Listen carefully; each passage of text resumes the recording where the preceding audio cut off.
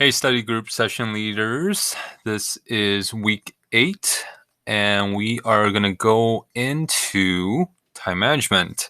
So everything's been leading up to this. We started with helping them list out their reminders on both Slack and Google Calendar.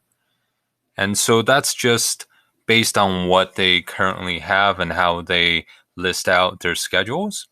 So then now we want them to be more conscious and aware of how they go about doing their schedules.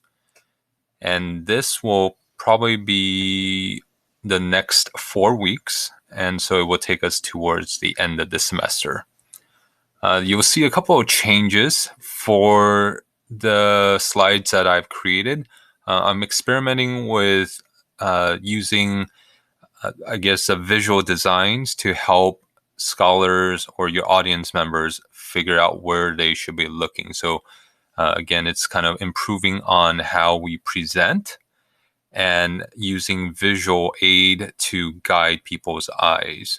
Okay, so I will show you. You see slides like this where it's essentially the same content, but you notice that the highlight on each slide is going to be a little different. It's on different points. And so when you are presenting, even though it's essentially the same slide, when you click to go to the next slide, it will highlight the next bullet point. And so when you are practicing and prepping for your curriculum, make sure you go into presentation mode so you can see how this kind of animation within your slides are working out. And make sure you know how to time everything correctly and you don't have these awkward clicks and highlighting stuff when you're on a totally different topic.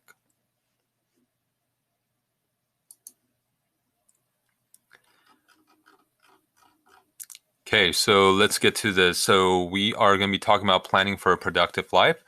The key message to take away for these next couple of weeks is a planned life is a productive life. So that's our fortune cookie message here. A planned life is a productive life.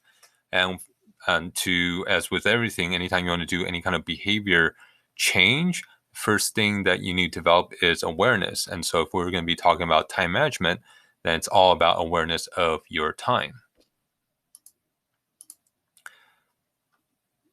Okay, as always, this stuff you can probably take out for this week. But in terms of the purpose for study groups, I would say it's a good idea for this week to go over again. So obviously we want to increase their connections with other Y scholars.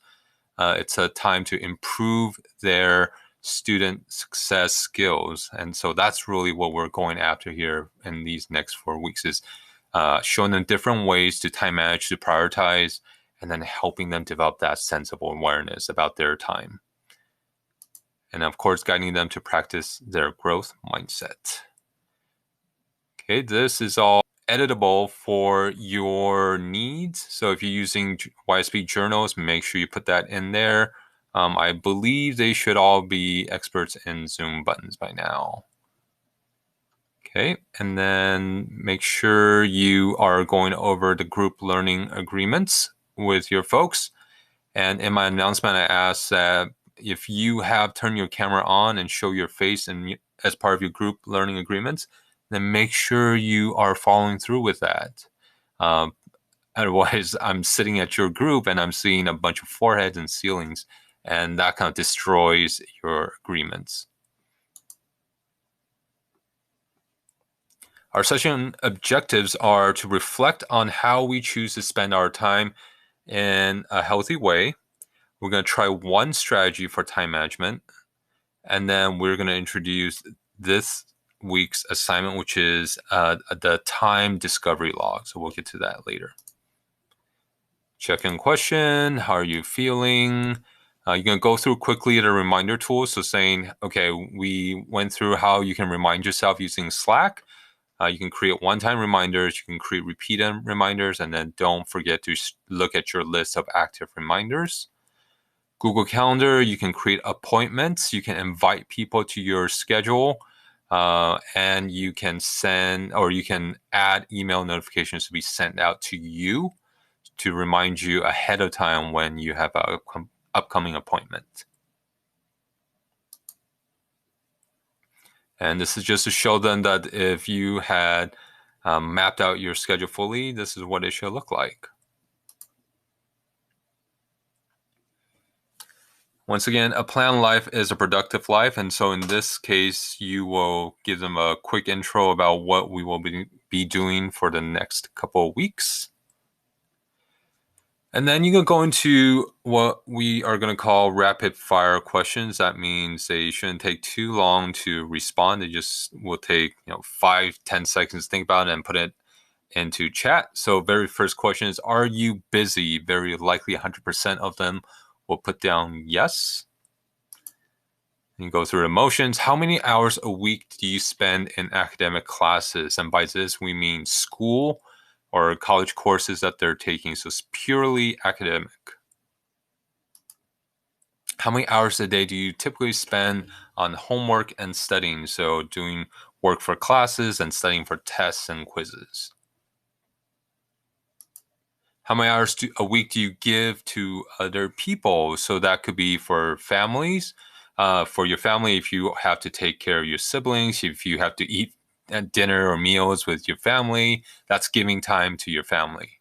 How much time do you give to friends? Either are you meeting up with them in person, or are you chatting with them online, you're messaging them on your phone, or Snapchatting, whatever, right? All those times spent with friends, count that as part of giving time to other people. It can also mean volunteering. If you're helping others out, then absolutely that's giving time to other people. So how many hours total would they estimate a week that they're giving to other people? Okay, so this next one is, how much time do you think you spend on phone and media? Which would say any kind of, we're really more looking for entertainment media here. So anything around gaming, social media, streaming sites, whether legal or illegal, all count towards that. And this is per day. How much time do they think they put their time into there? Okay, how many hours in a day are you sleeping? So this could be generate some interesting responses, anywhere from 4 to 8 or 10 hours even. Okay, and then we're going to talk about how much time do you dedicate to self-care? And you probably need to define self-care for them. So I have a definition here for you all, which is self-care, at least the way I see it, is a scheduled or planned action that helps you become a happier, healthier person. So its results should have staying power. So that means it should last, move towards bettering yourself in the future. And so that means these activities make you feel good in the bigger picture. And so there's a difference here, right? Like some people may think self-care is, treating yourself to ice cream. Well, ice cream probably gives you a present self satisfaction. So it's an immediate reaction, but it may not last for long. In fact, if I keep eating ice cream, that may not actually be good for me, right? So at least by my definition, or our definition here, is that self-care is building towards something that's going to give you happiness and a good health. Okay, so watching Netflix, okay, maybe 15, 30 minutes of Netflix, if that's even possible, to make you laugh. So it gives you that sense of relaxation. But versus, if I end up binge watching a whole series in a day because I end up loving the series so much, that's probably not self-care. Okay, and then the other part is self-care is scheduled or planned. So it's not like, anytime I feel like it, I'm just gonna go take a break, right? So ideally, the more that you actually purposefully scheduling and planning self-care, that I think is going to lead to a healthier and happier outcome.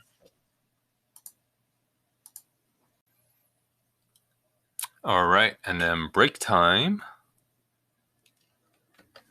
And then we jump into this activity. This is our breakout room activity. So you may have noticed that we skipped 36 questions for this week. And so we're taking that time and deploying that to this.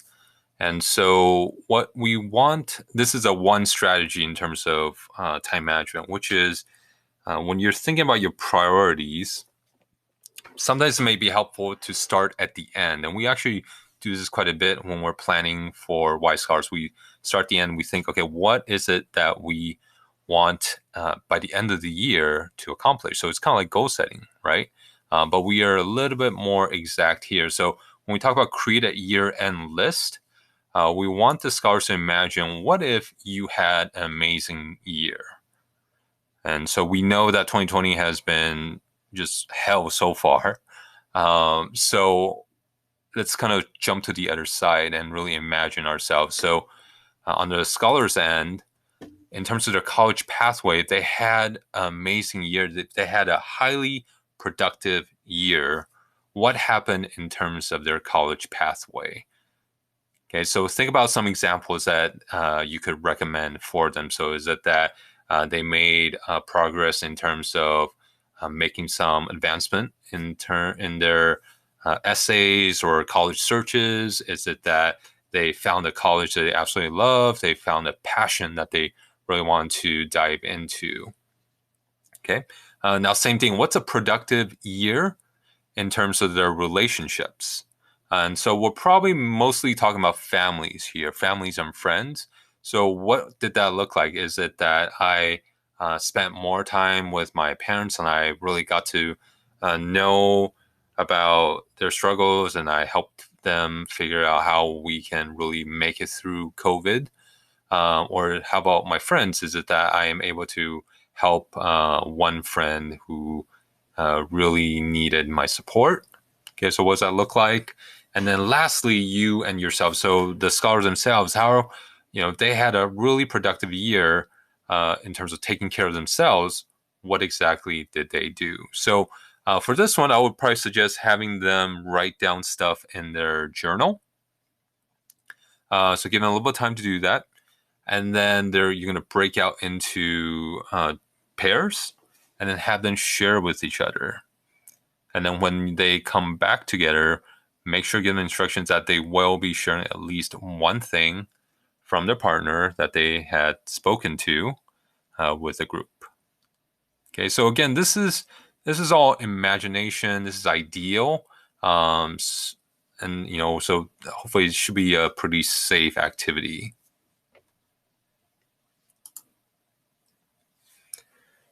Okay, so after you do the group share, then you will go into this first realization, which is we help scholars realize how many hours they actually have in a week. And hopefully they know how to do math. So first you ask them, how many hours do you have in a day? And hopefully they answer that correctly. And then you ask them how many days in a week, and there's 7 days. So to calculate that, we would multiply. And so you have 168 hours in a week. So at the end here, near the end here, you're going to show them what the time discovery log is. And this is their assignment for the week. It's a very basic assignment. It should not take that much time. So if they're going to complain, then have them see you or even see me. And let's discuss why they can't spend this little amount of time every day to do this assignment. So a couple of things. First thing is that they just need to dedicate, I would say, 10 minutes every day. And it's only for 1 week. It's only for this next week. So from the day of your session to the following session, they will be spending 10 minutes every day. So they can spend it either in the evening to do a reflection of what happened during the day, or they can do it in the morning to think about the day before, what happened and how many hours they put in there. Next is they should round the hours, so no half hours or 15 minutes. As much as possible, make it into like a one whole number. And lastly, it is that this is more for them. So we're not here to judge them. We're not here to force them to change anything. That doesn't work at all when it comes to time management. So it's about discovery, right? So it's all about, are you aware of how much time you're dedicating to these components of your life? And also, are you aware how much time you actually have in terms of your non-busy hours?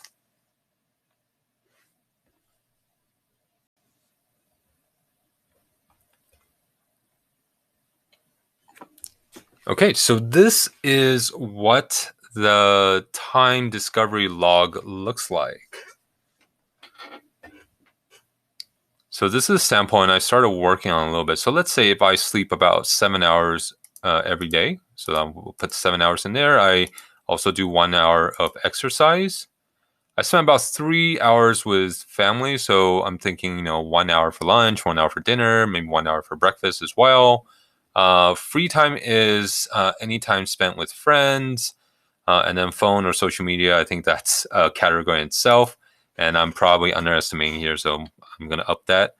I'm going to up it to between 2 and 3 hours every week. Okay, so you'll notice that ideally what you want to tell them is if they leave spots blank, it will be in yellow. So what they need to do by the end, by the next session, is to fill everything out so that it's all green. Okay. So class time right now, it's usually around 3 hours every day, and I'm going to estimate they spend maybe 2 or 3 hours a night on homework, and then maybe 1 hour of studying extra for tests. Okay, so this is every day, not like total for the entire week. And then some of them may have a job, so they can fill those things out, or they are in clubs or doing community service, sports. They're taking music lessons. Family responsibilities versus family time. So when we talk about family responsibilities, it's more like having to work for parents or take care of siblings, or even take care of a family member, like an older family member, and then just any other obligations. Okay. So once they fill everything out, they should see the totals on the side. So that means I'm spending about 32 hours in school, about 10 hours every week on extracurriculars, and then 72 hours on living. Okay, and then so this is where that 168 hours comes into play. It's going to take 168 subtracted by all those hours that you've already dedicated to these other things. And then you can see I still have 54 hours left. And this is including sleep already, right? Which sleep is usually the biggest chunk of your time for most of us. So 54 hours, if you think about it, that's more than 2 days worth of time that I can be doing anything I want. And so hopefully this is the first step, like I said, towards opening people's eyes and how much time they actually do have. And so we can really start knocking down that notion of I'm busy, which is more perception of your schedule versus the science of your schedule. Okay, so that's the assignment for this week. This is the main takeaway. So make sure they know how to do it. Show them a sample. And this is, all of them will have one of this shared with them. They're individual, just like the journals and all those other assignments. So ask for them to check their Google Drive. All right, that's it. Let me know your questions. Thanks so much.